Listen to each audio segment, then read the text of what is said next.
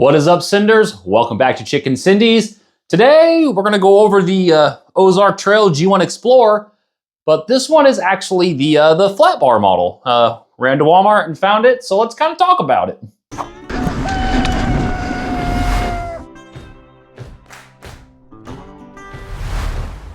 This is one of those bikes where I really had no intention on grabbing. My wife and I went to the Kindle market over in Carmel, Indiana for a little trip. On our way back home, we stopped at a Walmart, and lo and behold, they had one of these in the medium. If you guys are new to the channel, welcome. I'm Joshua. I've done a couple of videos, I'll put one here, of the Ozark Trail drop bar model. And kind of what I want to talk about today is the differences between this bike and that bike, and why I personally recommend this bike over the drop bar variant for a few very specific reasons. Now, the drop bar is still a great grab and a terrific bargain in my opinion, but there's really like one main determining factor over if you should grab the flat bar or the drop bar, and we'll kind of talk about that in a minute. But let's just kind of go through the differences real quick, and I'll just kind of talk about what's on this as opposed, and we'll just kind of explain why I think this one's better as we go. A lot of this bike in comparison to the original G1 Explorer is going to be very similar. From my understanding, the frames are identical. The wheel sets are the same front and back, 700C. The Kenda tires are the same front and back, so you're getting a lot of the same. Seat post diameter, that kind of a thing. The seat post, or the seat itself, the saddle, all the same. So just for like discussing real quick, the seat post and the saddle, you can of course just change the saddle. Did not care for this saddle, the stock saddle, at all. I'm probably going to end up swapping some of my drop bar parts onto this one that I've upgraded onto that one, and I'm going to switch specifically to upgrading this one. But a lot of the little nuances and sorts of like wheel set, tires, that kind of a thing are the same. There's some very specific differences, and that's what we're going to talk about. So we have a slightly different derailleur. We have the Shimano Atlas this time, and we actually have a 1x8. Where the actual drop bar version is a 2x7. The drop bars are more designed for aerodynamics and comfortability for long distances, in the sense of trying to get like a top speed and just being more aerodynamic. That's what drop bars are for.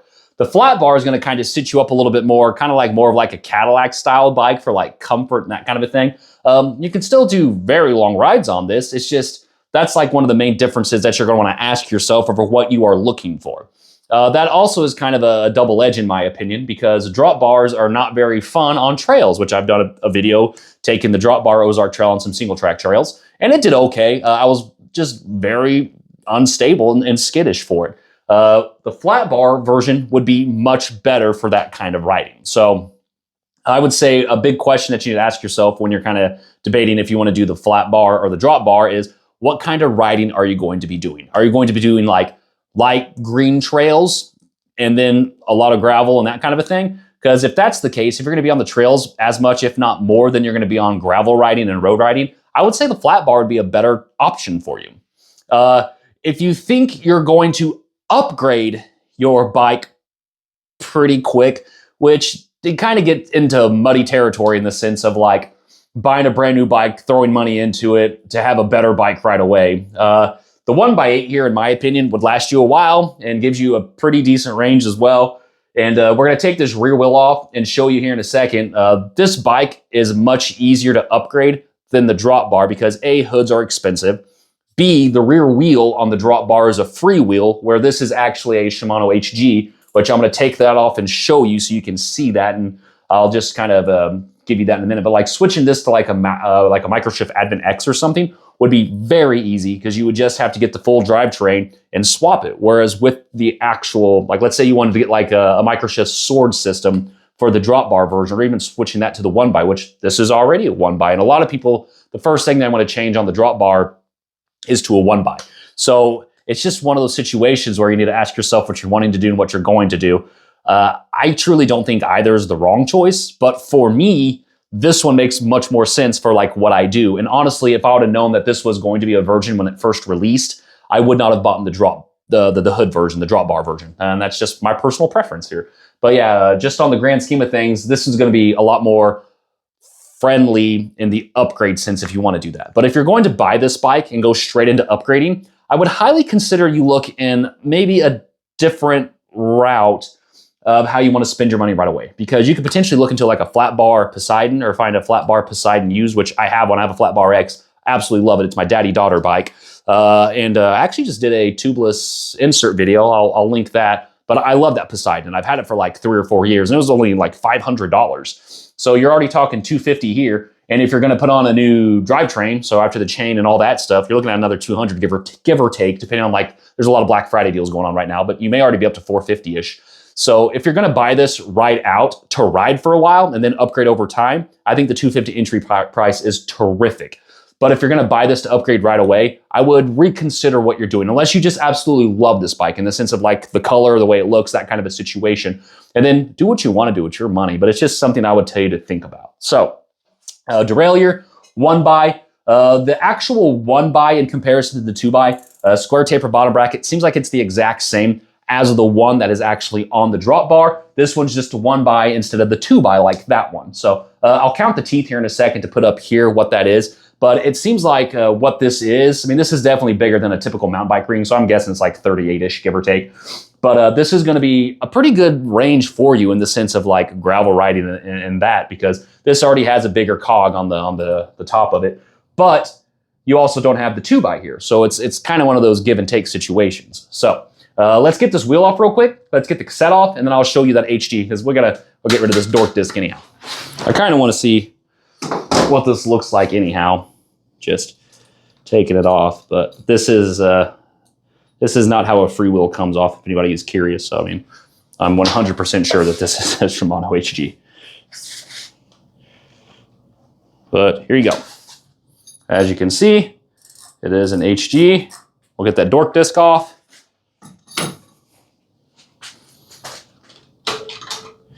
We'll hang this on the wall. Choo. Feels pretty good. Looks like it's greased pretty well. I don't know if you can actually see in there or not very well, but looks like it's greased pretty good. It spins great.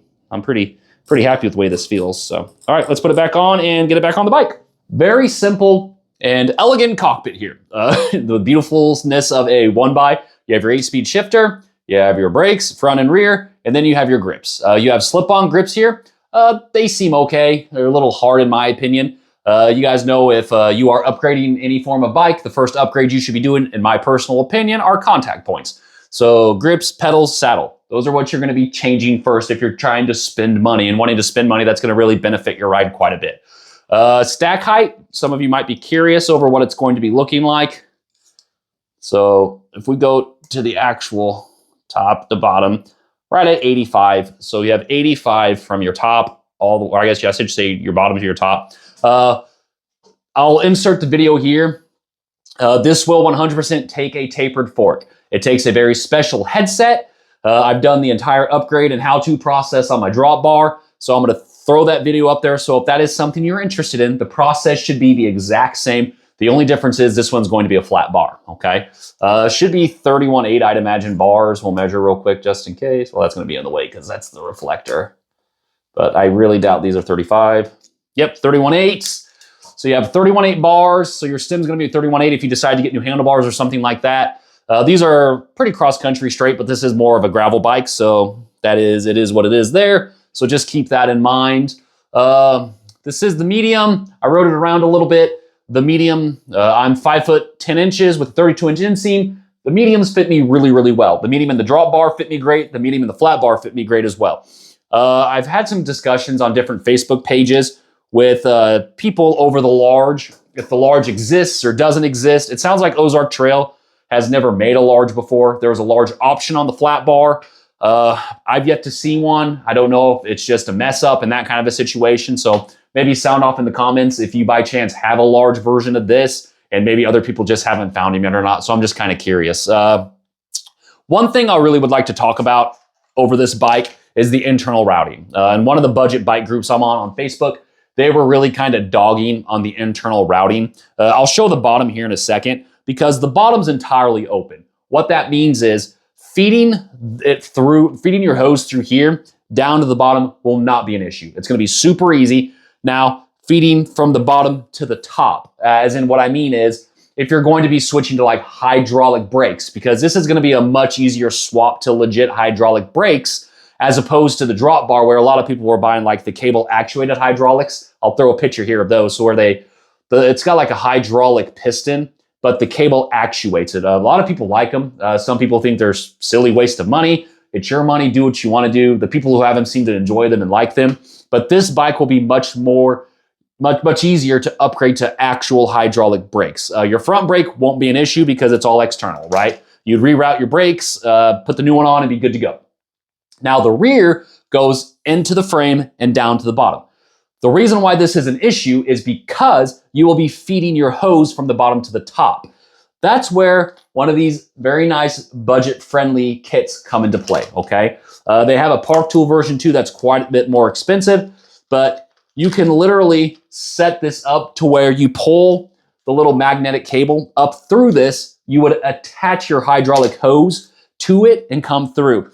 You typically don't want to undo your actual reel or your caliper's hydraulic hose because it'll bleed all of that out. If you're pretty good, you could actually feed it through the bottom and hardly lose any hydraulic fluid while you're doing it. And even some Shimano brakes actually come disconnected already to where the top is sealed. So pulling it through to the lever is going to be much easier. But you're going to run into issues if you don't have a kit like this, especially because since this is more of a budget bike, this is basically molded into it. So a lot of more expensive bikes have like plastic caps that unscrew and come off. So now you have this tiny little hole to get a hose through. You will be beating your head against a wall trying to get it through that hole with a little pick or something.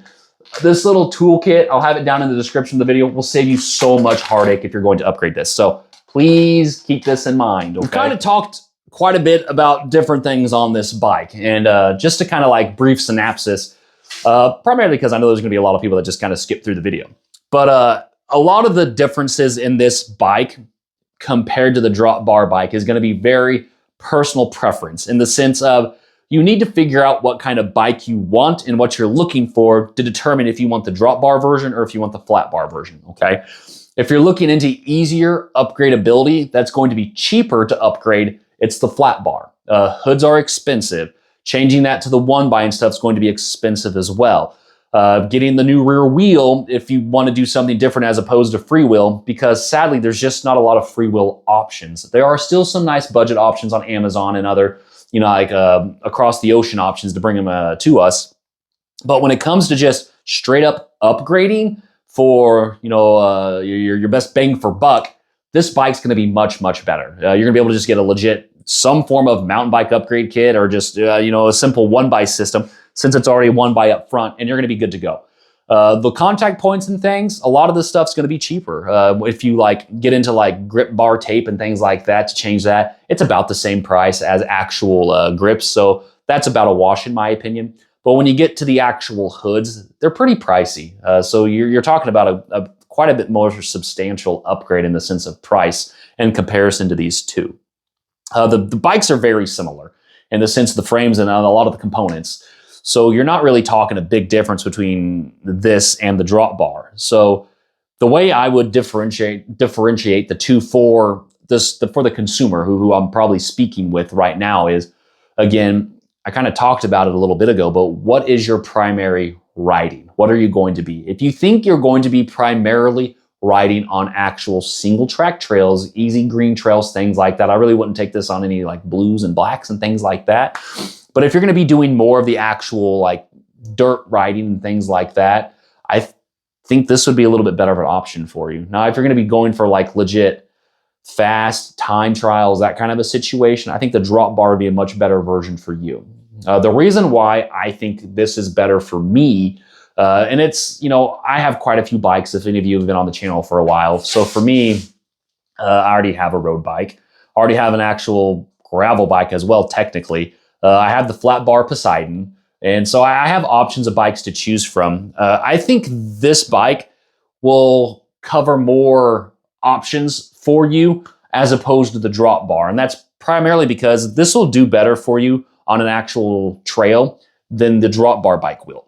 It's just going to feel better. It's going to feel more stable. The drop bars aren't really made for that kind of like descents and things like that, in the sense of like twitchy turning and things like that. I don't think I have a good word to explain it unless you've actually taken a drop bar bike on trails. It just gets a little squirrely, whereas this is going to handle that kind of stuff much better. So now you have a bike that's going to be able to handle single track trails better, and you have a bike that's going to work on pavement fine and gravel fine as well. So it's one of those things where, like, if you think you're going to be on the road more, I would say do the drop bar. If you think you're going to potentially be in the trails more and you kind of want a bike that'll do a little bit more things, I think this is going to be a better option for you. If you're thinking about upgrading your bike, I think this is definitely a much better option for you. If you decide to switch to hydraulic brakes, I recommend you getting some form of kit, like I said, like this. A nice budget one off Amazon, specifically because these internal routing is just no fun. It's not good to work with. 700C tires, Kendas, all that is the same. So you're not missing out anything there in that department for like rolling resistance and things like that. So one more thing before I end the video, let's go ahead and weigh this real quick. I'll make sure the scale is right this time so we don't get like a 34-pound bike that really doesn't weigh 34 pounds. If you know, I'm sorry, we fixed it. But let's weigh this and see what we're sitting on. Currently zeroed out. See what we get. Slow her down. And we'll move the camera close for it all. 28.48, so 28.5 pounds, 455.7 ounces, which is a big one, and then 12.92 kilograms. 28.48 pounds. I truly think overall, for the price that these are at, if you're looking into get in biking or just something for like a hobby or just to lose some weight or just to kind of get a little bit more healthy, I think these are terrific options to get into the sport. A lot of people will complain about the parts and that kind of thing, saying they're junk, they don't work.